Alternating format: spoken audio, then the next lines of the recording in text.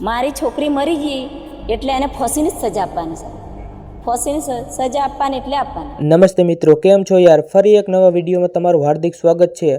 અને આજે આપણે આ વિડીયોમાં એક એવી ઘટના વિશે વાત કરવાનો છે જેને સાંભળીને તમને પણ એવું થશે કે આવું દુષ્કર્મ કરનારને તો ફક્ત ને ફક્ત ફાંસીની સજા થવી જોઈએ.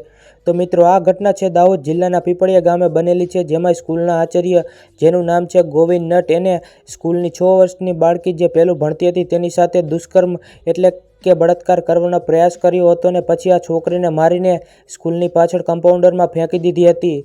તો મિત્રો, આવું દુષ્કર્મ કરનારને તો શું સજા થવી જોઈએ તમે કોમેન્ટમાં જરૂર ને જરૂર બતાવજો. અને મારું કહેવું તો એવું છે કે આવું દુષ્કર્મ કરનારને ફક્ત ને ફક્ત ફાંસીની સજા થવી જોઈએ.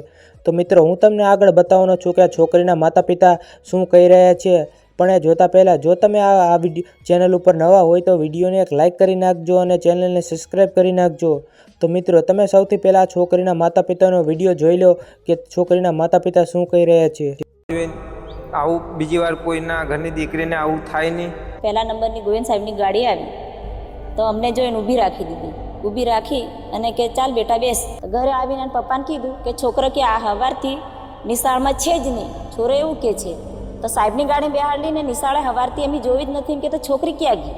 મારી છોકરી મરી ગઈ એટલે એને ફાંસીની જ સજા આપવાની છે. ફાંસીની સજા આપવાની એટલે આપવાની.